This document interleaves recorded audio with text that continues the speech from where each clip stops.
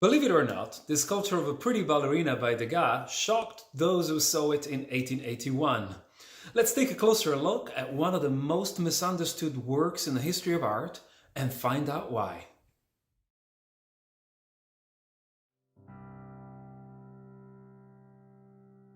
This is Giovanni Aloy, and this episode of Artifact will make you change your mind about a work of art you thought you already knew.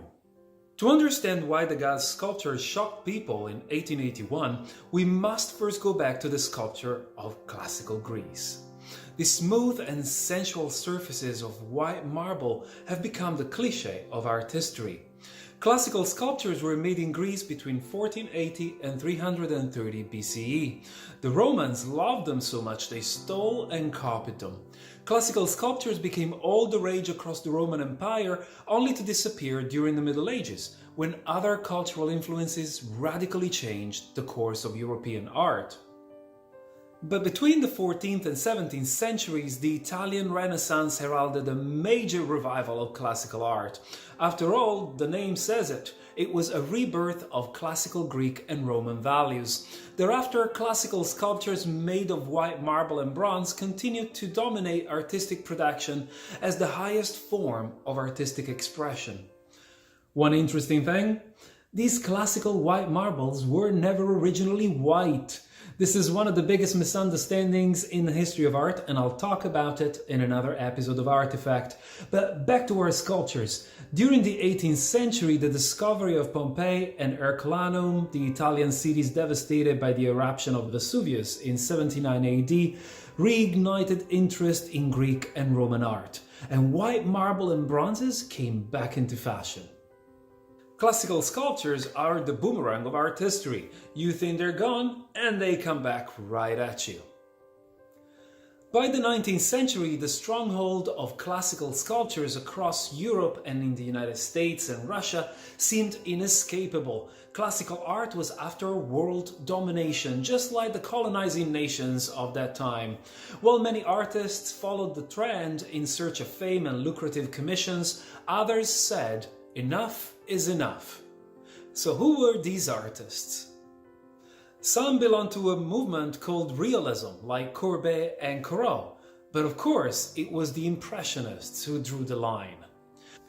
Today, the paintings by Edward Monet, Mary Cassatt and Auguste Renoir are considered masterpieces, but the picture was very different in the 1880s. They were initially laughed at and deemed pretty ugly because they were so different from classical art. It is in this context that Degas' Ballerina came onto the stage. He called it Little Dancer, age 14, and its initial reviews drew unanimous disapproval, and I'm being kind here. The critics called the sculpture repulsive, vicious, frightful, and even a threat to society. Let's find out why. Degas was one of the most creative and original artists in the Impressionist movement.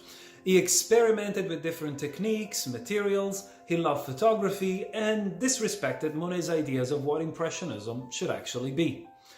But most importantly, at every opportunity he broke the golden rules of classical art. Instead of using one noble material like marble or bronze to reproduce the appearance of the skin and clothing, he opted for a real cotton and silk tutu and bodice, and real linen slippers and ribbon too. He rejected the idea that sculptures should represent impossible perfection and beauty, which is the essence of classical art, and introduced the notion that sculpture can be political, that it can talk about the present and not just history or mythology. The everyday materials used by Degas made it clear to the public of 1881 that this sculpture was about real life, so people felt automatically implicated. That's why they were upset, not because this sculpture was that ugly. This kind of art stared back at them, asking difficult questions instead of telling them beautiful stories. But this is only the tip of the iceberg. Degas was a fan of ballet. He was a regular at the opera in Paris, and he knew a thing or two about ballerinas since he painted them over 1,500 times. Becoming a ballerina in Paris was a true struggle. Training started around the age of 6, and it prevented girls from getting any education. But all the ballerinas anyway were from working class backgrounds. No respectable aristocratic family would have sent their daughters onto the stage. By the age of 14, their bodies would have changed dramatically, oftentimes not matching the strict requirements of classical ballet. And unfortunately at the time there was no modern dance alternative. So with no formal education, all these ballerinas could do was, you guess it, turn to prostitution. The opera turned a blind eye to it, and in some cases even encouraged it. Failed ballerinas were exploited by a society that raised them for entertainment and then chucked them in the gutter. The French public nicknamed them the petits rats, small rats, as their main role was to scour around the back of the stage to fill in the scene. So Degas' little dancer is not a pretty ballerina, and neither she's a star, an example to aspire to. She is a petit rat. This is a sculpture about failure, not a personal one, but a social failure, an example of how society and institutions can let artists down, exploit them and destroy lives. To make his message clear, Degas even modified the model's face so to make her less pretty than she actually was. He was interested in the physiognomic studies that gripped Parisian audiences at the time. According to many newspaper articles, the propensity to commit a specific crime could be read on the faces of people, in the size of their earlobes or the shapes of their nose. So Degas gave his model a criminal edge, according to the outdated theories of the time. While the artist's intent remains unclear and somewhat controversial, it is obvious that this sculpture was designed to deliberately push people's buttons and to reference current debates. Think about it, that's what the best contemporary art does today. It makes us think about our social and political issues so that we can confront the present in hope for a better future. But it's hard for us to fully grasp the controversial power of this work by just standing in front of it today. Yes, times have changed, but what we see in front of us no longer looks like what Parisians saw in 1881. You might have already encountered this ballerina in a museum. She's at Tate Modern in London. Oh wait, she's at MoMA and at the Met in New York. Oh, she's also at the Musée d'Orsay, and hang on a second, she's also at the Art Institute of Chicago. Yes, there's a little army of roughly 20 ballerinas out there. They're all slightly different, and they were made by the descendants of Degas in the 1920s because they feared the original would decay in time. But how could a bronze sculpture decay in time, I hear you ask?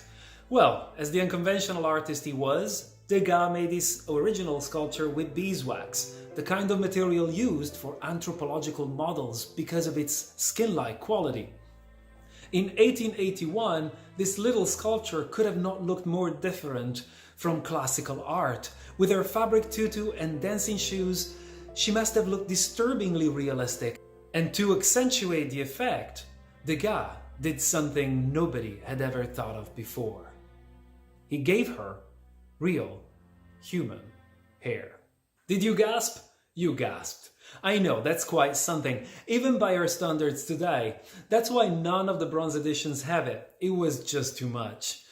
The hair is only visible in the original sculpture at the National Gallery of Art in Washington, D.C. Over time, the wax has darkened, so she very much now looks like her bronze sisters. All in all, is as if Degas was on a mission to deliberately creep everyone out, something he certainly accomplished.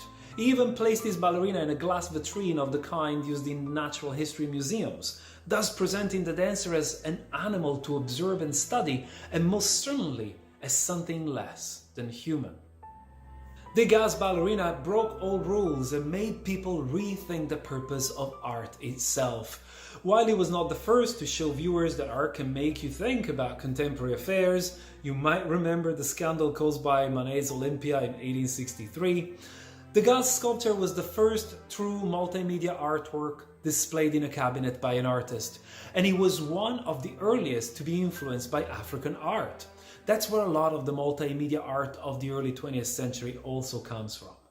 The shocking power of Degas' creative inventiveness is today somewhat lost in the galleries of museums that find it too hard or complicated to tell unsuspecting viewers that what they see as a pretty and gracious girl was actually called a monster only 150 years ago in one of Europe's most sophisticated cultural capitals. Degas' sculpture, with its wacky material presence, stands proud as a statement about art's power to make us talk about difficult issues like sexism, discrimination, and exploitation. It wasn't the little dancer that people found ugly, but the inconvenient truth it unveiled. Those who looked at her in 1881 knew exactly what Degas was saying, and if they knew, there might be a chance they were also backstage regulars.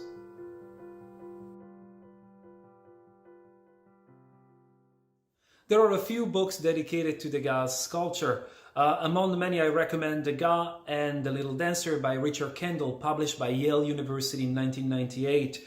It's a thorough and very detailed study on this sculpture. It basically says everything you will want to know about it.